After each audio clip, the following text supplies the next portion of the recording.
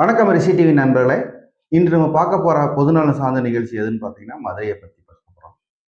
மதுரையில் நேற்று நடந்த சம்பவங்களை பற்றியும், நேற்று நடந்த மன வலி ஏற்படும் நிகழ்வுகளையும் பற்றி பார்க்க போகிறோம்.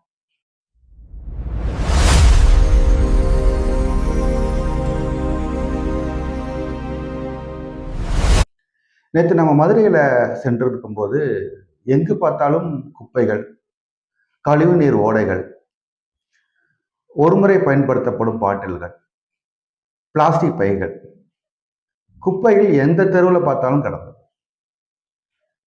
இதெல்லாம் ஏன் சம்பந்தப்பட்ட அதிகாரிகள் நடவடிக்கை எடுக்கலை என்னன்றது தெரியல. கிட்டத்தட்ட 40-50 வருஷத்துக்கு மேலே திமுக, அதிமுக இரு திராவிட கட்சிகள் மட்டுமே தமிழகத்தை ஆட்சி செஞ்சு வந்துக்கின்ற நிலையில இன்னைக்கு புதுவிதமாக டிவிகே தமிழக வெற்றி கழகம் என்ற ஒரு கட்சி பொறுப்பேற்று தமிழகத்தை ஆண்டு வந்து கொண்டிருக்கிறது. இவங்க வந்த போட்டாச்சும் நிலைமைகள் மாறும் என்று பார்த்தாலும் அதே நிலையை தான் இன்றும் தொடர்கிறது. வந்து கிட்டத்தட்ட 3 மாசங்கள் நெருக்கி ஆயிடுச்சு. எல்லாத்தையும் ஒரே நாளில் சரி பண்ண முடியாதுன்னு எங்களுக்கும் தெரியும். ஆனால் ஒரு அடிப்படை தேவைகள் போர்க்கால அடிப்படையில் செய்யலாம். நேற்று எங்கு பார்த்தாலும் கழிவுநீர் ஓடைகள். உலக புகழ்பெற்ற ஸ்ரீ மீனாட்சி அம்மன் கோவிலே இந்த நிலைமை என்று பார்க்கும் பொழுது மனம் ரொம்ப வருத்தப்படுகிறது. 108 திவ்ய தேசங்கள்ல ஒன்று பார்த்தீங்கன்னா கூடல்கர பெருமாள் கோயில் ஒன்று, அதுவும் மதுரையின் மையப்பகுதியில் அமைந்திருக்கிறது. அந்த கோயில் அருகில் பார்த்தீங்கன்னா சாக்கடைகள், ரொம்ப அசுத்தமான துர்நாற்றம் வீசிக்கொண்டிருக்கிறது. மதுரை என்பது தமிழ்நாட்டின் அடையாளம். தமிழ் சங்கம் வளர்த்தது மதுரையில் தான். இன்றும் திரைப்படங்கள் அனைத்தும் தமிழ் சார்ந்த மொழிகள் மட்டும்தான் படம் பிடித்து கொண்டிருக்கிறார்கள். அப்படி பெயர் போன மதுரைக்கு இப்படி ஒரு அவலநிலை என்று பார்க்கும்போது மனம் ரொம்ப வருத்தப்படுகிறது. தூங்கா நகரம் என்று பேரு மதுரைக்கு இன்னொன்று இருக்கு.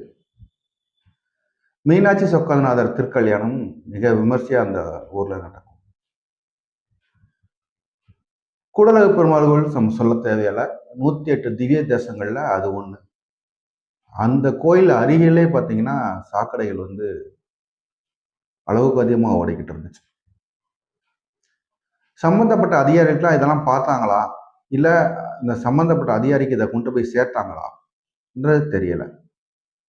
மக்கள் அதை கிராஸ் பண்ணி தான் எல்லாமே நடந்து போய்கிட்டு இருக்காங்க. அதை பார்க்கும் பொழுதே முகம் சுளிக்கின்றது. ஏன் மதுரைக்கு வந்த ஒரு அவலம் என்று தெரியல. எங்கு பார்த்தாலும் குப்பைகள், தெருவுக்கு தெருவு குப்பைகளாக தான் இருக்கு. இதை ஏன் அகற்ற மாநகராட்சி நடவடிக்கை எடுக்கலைன்றது எங்களுக்கு தெரியல. மற்றொன்று நிகழ்வு நடந்தது. மக்கள் நடக்க வேண்டிய இடத்துல பார்த்தீங்கன்னா எங்க பார்த்தாலும் இருசக்கர வாகனங்கள் ஸ்டாண்டாக பயன்படுத்தப்படுகிறது.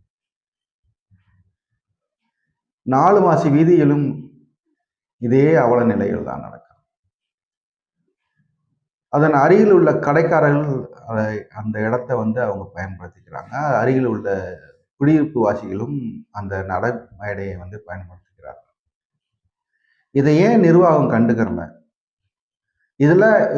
இதை கண்டுக்கிறனால அவங்களுக்கு ஒரு பெரிய எதுவும் கிடைக்கலையோ அப்படின்ற மாதிரி ஒரு மன வேதனைகள். மக்கள் நடக்க வேண்டிய நடைமேடையில மக்கள் நடக்காம ரோடுகள்ல நடந்து போயிட்டு இருக்காங்க.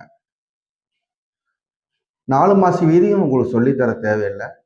வருஷத்தின் 365 நாள்லையும் கூட்டங்கள் உள்ள இடங்கள். அப்பேற்பட்ட இடங்கள்ல பார்த்தீங்கன்னா இன்னைக்கு ரொம்ப அவல நிலைகளா இருக்கு. ஒரு முறை பயன்படுத்தப்படும் பாட்டில்கள் 10 ரூபா முதல் 100 ரூபா வரைக்கும் பயன்படுத்தப்படும் குளிர்பானங்கள் பயன்படுத்தப்படும் குளிர்பானங்களுடைய பாட்டில் எங்க பார்த்தாலும் குப்பைகளாக தாங்க. சாக்கடைகள்ல எங்க பார்த்தாலும் இந்த பிளாஸ்டிக் கழிவு தான் ஆக்கிரமிச்சிட்டு இருக்கு. இந்த பிளாஸ்டிக் ஏன் இவ்வளவு தூரத்துக்கு முக்கியத்துவம் கொடுக்குறாங்கன்றது தெரியல. உலக புகழ்பெற்ற மீனாட்சி அம்மன் கோயிலுடைய மையப்பகுதியிலே இந்த ஒரு அவலம் என்று நம்ம பார்க்கும்போது உண்மையிலே மனம் ரொம்ப வேதனைப்படுகிறது. அரசாங்கமும் சரியா கண்டு கொள்ளலையா? இல்ல மக்கள்கிட்ட சரியான விழிப்புணர்வு இல்லையா? சாக்கடையே எத்தனை நாள் ஓடுதுன்னு தெரியல. இந்த காணொளியெல்லாம் உங்களுக்கு ஊட ஊட நாங்க ஒளிபரப்பு பண்றோம். அதையும் நீங்க பாருங்க. மக்கள் நடக்க வேண்டிய நடைமேடையில் வாகனங்கள் இயக்குகிறார்கள். இதெல்லாம் அந்த சுத்தி இருக்க அதிகாரிகளுக்கு தெரியுமா என்பது நம்மளுக்கு தெரியாது. ஏன் அதை அனுமதிக்கிறாங்க? ரோடில் பயணம் செய்யும் அனைவர்களையும் ஓரமாக நிப்பாட்டி ஃபைன் போடும் நம்ம காவல்துறை நண்பர்கள் மதுரையின் அழகை சீர்குலைக்கும் வகையில் செயல்படும் இத்தகைய செயல்களை அனுமதிப்பது மிக்க மன வலியை ஏற்படுத்துகிறது.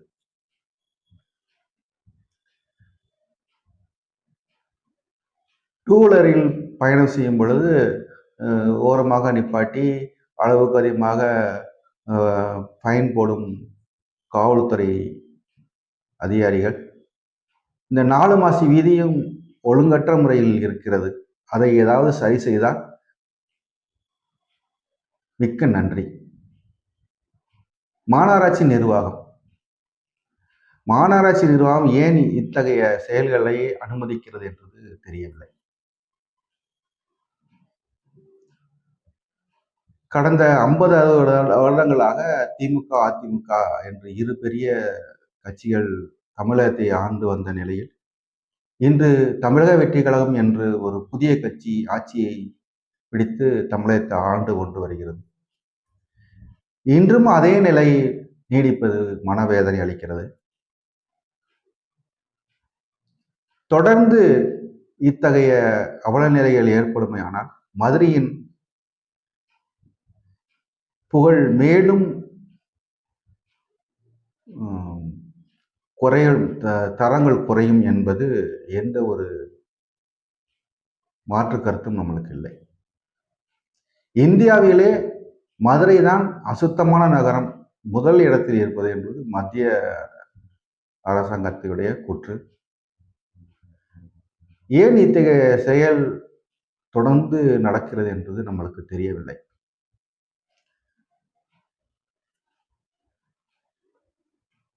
அடுத்து பார்த்தீங்கன்னா 3வது இடத்துல சென்னை தான் அசுத்தமான நகரங்கள்ல இருக்கின்ற மாதிரி சொல்றாங்க. இந்த ஆய்வுகள்லாம் வெளியே வந்த பிறகாச்சும் அவங்க சரியான முறையில நடவடிக்கை எடுத்து ஒரு தூய்மையான நகரத்தை உருவாக்கினா நல்லா இருந்திருக்கும். அதுக்கப்புறம் அவங்க செயல்படலை.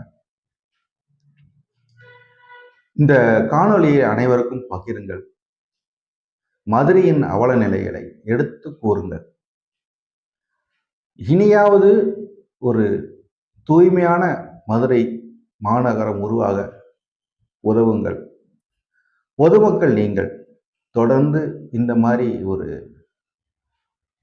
செயல்களில் ஈடுபட வேண்டாம்.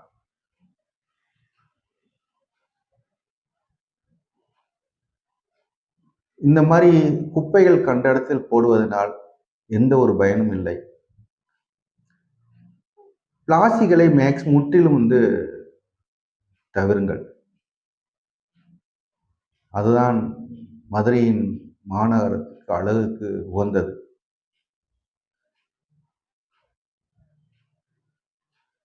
சம்பந்தப்பட்ட அதிகாரிகள் இந்த காணொளியை பார்த்த பிறகாவது நடவடிக்கை எடுங்கள். வெளிநாட்டவர்கள் அளவுக்கு அதிகமாக சுற்றி பார்க்கும் தளம் மதுரை. மதுரை என்பது ஒரு கிராமம் அல்ல, அது மனிதனின் இதய துடிப்பு. ஒரு இதய துடிப்பு நின்றுவிட்டால் அந்த மனிதனுக்கு அழகல்ல. அந்த வகையில் பார்க்கும் பொழுது முற்றிலும் இது தவறாக தெரிகிறது.